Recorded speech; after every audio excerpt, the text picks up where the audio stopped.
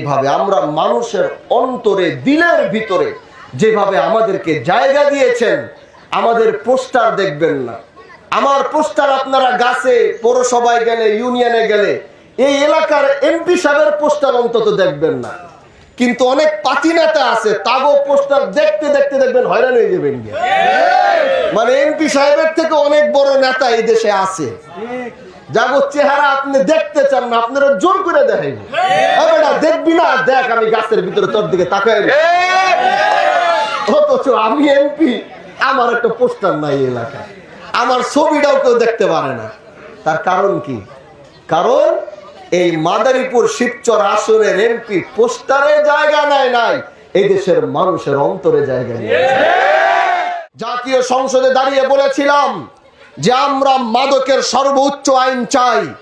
জাতীয় সংসদে দাঁড়িয়ে বলেছিলাম মাদকের বিরুদ্ধে সর্বোচ্চ আইনের ব্যবস্থা আইনমন্ত্রী আপনাদের করতে হবে।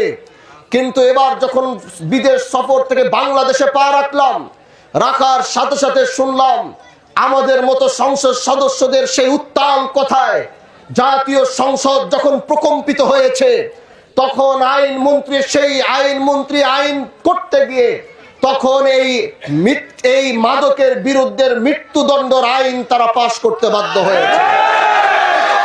প্রিয় ভাইরা আমার, এখন আমরা দেখব বাংলাদেশের আইনের প্রতি মানুষের আস্থা বড় কম। বাংলাদেশের আইনের প্রতি মানুষ বিশ্বাস করতে চায় না। আইন এত বেশি আমাদেরকে ঘুরায়, মানুষ অতিষ্ঠিত হয়ে যায়। যেহেতু শিবচর থেকে আমাকে সংসদ বানিয়ে আমাকে একজন আইন প্রণেতা হিসাবে আপনারা আমাকে জাতীয় সংসদে পাঠিয়েছেন, আমরা আগামীর বাংলাদেশের যে আইনগুলো মানুষকে হয়রানি করে, যে আইনগুলো মানুষের অধিকার ফেরত দিতে বিলম্ব করে, যে আইনের কারণে মুরব্বীদের কাজ সেই আদালতের বারান্দায় 50 বছর ঘুরতে হয়, যে আইন করতে গিয়ে দেশের মা বোনদের সিঁড়ি পার করে করে আদালতের চক্কর দিতে হয় আর উকিলদের পিছনে টাকা ঢালতে হয়, যেহেতু আপনারা আমাদেরকে আইন প্রণেতা হিসাবে জাতীয় সংসদে পাঠিয়েছেন, আমরা আপনাদের এক একটা কণ্ঠ হয়ে কথা বলে এই দেশের মানুষের যে কষ্ট দুর্ভোগ এগুলো দূর করার চেষ্টা করবো ইনশাআল্লাহ। প্রিয় ভাইরা আমার, প্রিয় বোনেরা আমার, প্রিয় কলিজার টুকরা যুবকরা আমার, এখন আইন পাশ হয়েছে মাদকের বিরুদ্ধে মৃত্যুদণ্ড। আবার গিয়ে জাতীয় সংসদে বলবো শুধু মৃত্যুদণ্ড পাশ করলে হবে না, এটার কার্যকর করতে হবে। আমরা সুন্দর একটা বাংলাদেশ চাই। আমরা রাজনীতিতে পাড়া দিয়েছি বিগত দিনে, কে কি করেছে, বিগত দিনে কি হয়েছে, কাকে ধরতে হবে, কাকে মারতে হবে, সেই প্রতিহিংসা নিয়ে এলাকার ভিতরে গন্ডগোল সৃষ্টি করা, মারামারি হানাহানি সৃষ্টি করার জন্য আমরা এমপি হই নাই। আমরা এমপি হয়েছি এলাকায় শান্তি প্রতিষ্ঠা করার জন্য। এজন্য এখন পর্যন্ত আলহামদুলিল্লাহ বুকের উপরে হাত দিয়ে বলতে পারবো, আপনারা আমাকে নির্বাচিত করার পরে আমি এই এলাকার এই মাদারীপুর এক শিবচরের আইন শৃঙ্খলা পরিস্থিতি অবনত হইতে দেই নাই। আমি কোন এলাকায় দলাদলি করে মারামারি করতে দেই নাই, আমি কোথাও হানাহানি হইতে দেই নাই, আমি কোথাও এগুলোকে অ্যালাউ করি নাই।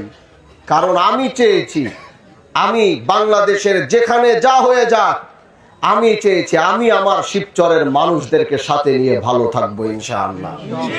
এই জন্য প্রিয় ভাইরা আমার, আমরা কষ্ট করছি, আমরা এলাকার ভিতরে পড়ে আছি, সংসদ নাই কিন্তু এলাকায় পড়ে আছি। বাহাদুরপুর গিয়ে দেখবেন অফিসে 3টা থেকে রাত 9টা 10টা 11টা পর্যন্ত বসে থাকি।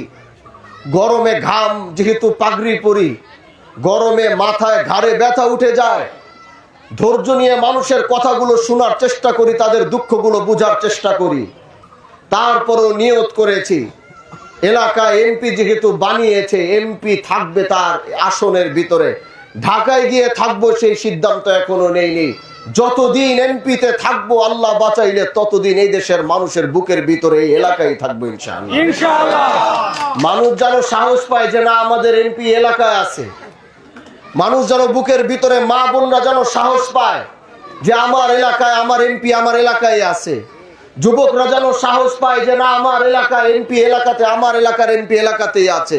তার কোনো সমস্যা হলো অন্তত তার কাছে যে আমরা সমাধান করতে পারবো, এতটুকু সাহস নিয়ে যেন এই শিবচরের মানুষ চলতে পারে সেটার ব্যবস্থা আমরা করে যাওয়ার চেষ্টা করছি আলহামদুলিল্লাহ। প্রিয় ভাইরা আমার, আমি এমপি হওয়ার আগে আমি বলেছিলাম যে আমি বাংলাদেশের এমন একজন এমপি হতে চাই যে এমপি নিজে রাতের বেলা যদি মাদকের কারবার ঠিক না হয় তাহলে সেই এমপি রাতের বেলা নিজে দরকার হলে মাদকের বিরুদ্ধে অভিযান করবে।